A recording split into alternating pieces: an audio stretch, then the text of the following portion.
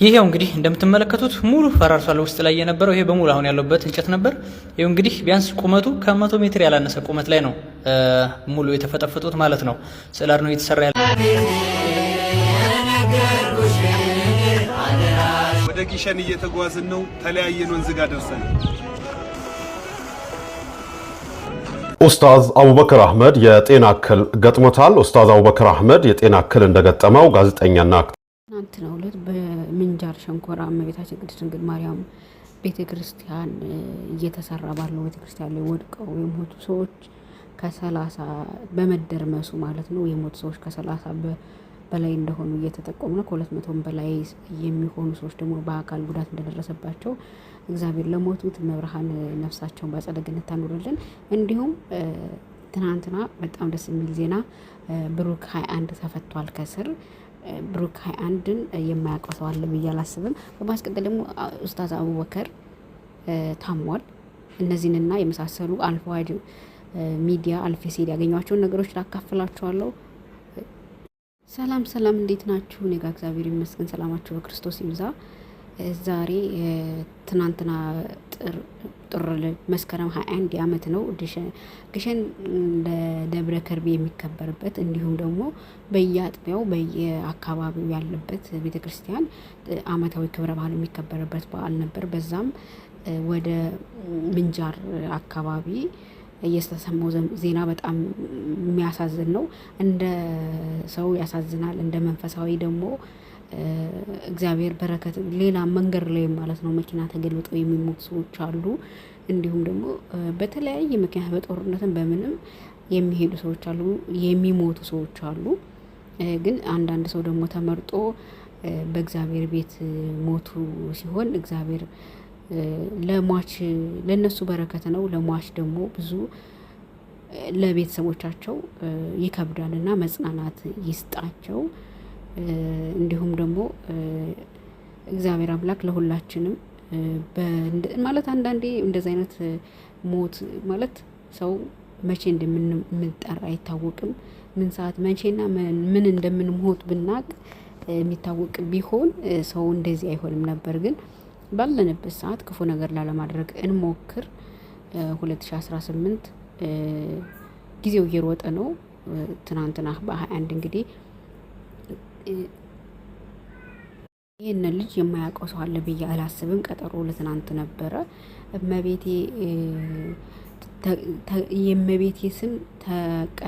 የእመቤቴ ስም ሲጠራ ብዙ ይናደዳል፣ ብዙ ደግሞ ይደሰታል።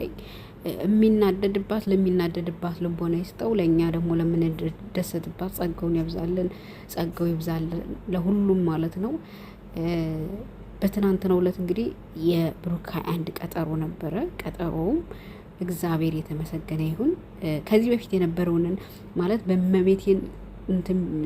በእመቤቴ ስም መታሰር አይደለም መሰቀል እንኳን ቢሆን ያለውን ቪዲዮ ልጋብዛችሁ ወይም ማለት ነው። ከዚህ በፊት የነበረውን ሁኔታ ታውቃላችሁ።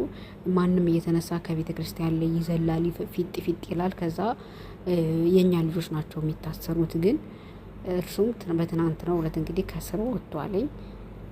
አሁንም መጽሐፋቸውን አላቆሙም።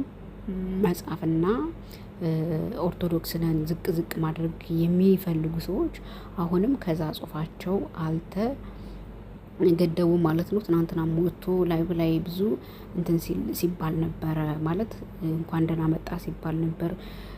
አሁን አንዳንዶቹ እንደዚህ ለቤተ ክርስቲያንም ለሀገርም የሚጮሁት ከኢትዮጵያ ውስጥ ያሉ ሰዎች ናቸው። ኢትዮጵያ ውስጥ ሆኖ ለቤተ ክርስቲያንም ለሕዝብም ለሀገርም መጮህ በጣም ከባድ የሆነበት ጊዜ ላይ ነው ያለ ነውና እንግዲህ ብሩክ 21 ብዙ ግንባር ቀደም ለቤተ ክርስቲያን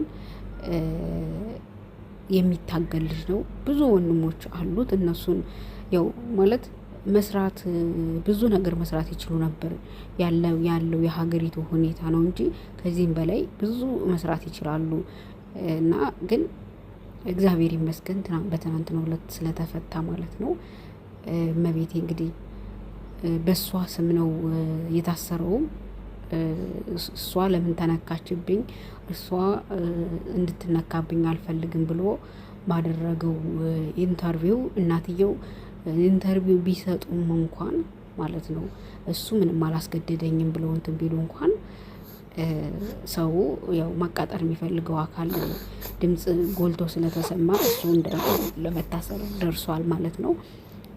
እግዚአብሔር አምላክ እንግዲህ መልካሙን ጊዜ ያምጣልን። በማስቀጠል ደግሞ ኡስታዝ አቡበከርን የማያውቀው ሰው አለ ብዬ አላስብም። እኔም በጣም ነው የምወደው።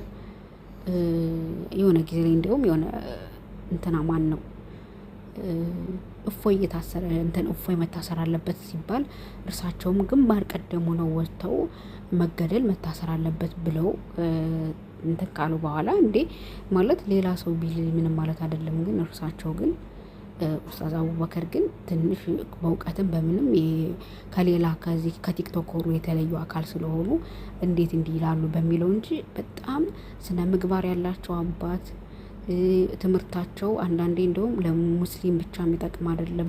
ማህበራዊ ህይወት ላይ የሚሰጡት ሀሳብ እንትን የሚሉት ለኢትዮጵያ ኦርቶዶክስ ቤተክርስቲያንም በጣም የሚያደርጉት ያላቸው አክብሮት ማለት ነው ያላቸው አክብሮት በጣም ደስ ይላል ማለት ነውና በዛ ወዳቸዋለሁ። አሁንም ወዳቸዋለሁ። ግን አንዳንዴ ስሜታዊ ሆነው ተናግረው ያኔ ከፍቶኝ ማለት እንዴት እንዲህ ይላሉ ከእርሳቸው እንደዚህ አልጠብቅም በሚለው ነው። እግዚአብሔር ይማራቸው። እግዚአብሔር ማለት ያው እንግዲህ እነሱ አላህን የሚሉት እኛ ደግሞ እግዚአብሔርን የምንለው። እግዚአብሔር ይማራቸው። በማስቀጠል ደግሞ ይሄን ቪዲዮ ማለት ነው በጣም ያናደደ ቪዲዮ ቢኖር ማለት እቺ ልጅ አሁን እሷ ናት የጻፈችው እያልስ አላስብም። መግቢያ ላይ ትንሽ ላሰማችሁ። ግድሜ ርዕስ ግዕዝ አንማርም አያሳዝንም ወይ? በግዕዝ ስም ቅምጥቃት ግልጽ ማሳያ ነው ይህ የእናንተ ውድቀት። ለካ ሀሳባውን እኔ ሰው ነው የጻፈው ሌላ ትልቅ ሰው ጽፎት እንድታነባው ነው የተደረገችው። ግን አነባበቧን በጣም የተቀላጠፈ ነው። በኦርቶዶክስ ቤተክርስቲያን ምእመናን ወይም ደግሞ ህፃናት ሆነው የሚማሩ ልጆች ህፃናቶች ስንማር እውነት ለመናገር ሰው አክብሮትን ሰው ጥላቻን የስነ ምግባርና የስነ ዜጋ ስነ ምግባርና መጨረሻ ከትምህርት ክፍሉ መጨረሻ ላይ ይሰጥ ነበር። በእኛ ጊዜ ስነ ምግባር ትምህርት በመጨረሻ ከትምህርቱ መጨረሻ ላይ ይሰጣል። እሱ ከትምህርት ስርዓት ከወጣ በኋላ ነው ወጣቱ ስርዓት አልበኛ የሆነው እንደዚህ ማለት ነውና ግዕዝ እኔም ስማር ቁጥሮች ነበሩ በግዛና ተምሬያለሁ። ሌሎች ላይ አልደረስኩም ማለት እና እቺ ልጅ የራሷ የጻፈችው ነው ብዬ ማሰብ በጣም ነው የሚከብደኝ። በጣም የተናገረችው ንግግር በጣም የሚያስጠላ ከህፃን ልጅ የማይጠበቅ በጣም ብዙ እርግማን የወረደባት እንዲሁም ደግሞ በዚህ ምክንያት ብዙ ነገሮችን ሊያጋጭ የሚችል ነገር ነው የተናገረችው። ግን እንደዚህ የምታደርጉ አካላት የሃይማኖት ጦርነት ተነሳ ማለት ኢትዮጵያ ውስጥ ብቻ የሚቆም አይደለም። በጣም ሰፊና ዓለምን በጣም እንትን የሚሉ ሃይማኖቶች ሁለት ሃይማኖት ናቸው፣ ሙስሊምና ክርስቲያን። ዓለም ላይ በቃ በጣም ቢሆነ ነገር ቢፈጠር ለምሳሌ ሊጠፉ ይችላሉ። በቃ ብዙ ነገር ሊያጠፉ ሊያወድሙ ይችላሉ ተብሎ የሚጠበቁት ጦርነት ቢነሳ በዚህ አክራሪ ሙስሊም የነበሩትም ወደ ሙስሊሞች ነው የሚጠቃለሉት። ጴንጤ ምናምን የሚባሉትም ያው ሃይማኖት በሚለው ብቻ ወደ ኦርቶዶክስ ባይመጡም ጦርነቱ እንትን ሲል ብቻ ይሄን እንትን ለማለት አልችልም። ግን እግዚአብሔር አምላክ ከእንደዛ አይነት ጦርነት ከሚያስነሳ ነገር ይጠብቀን። መልካም ጊዜ ይሁንላችሁ። አልፎ ዩቲዩብ ሰብስክራይብ አድርጉ።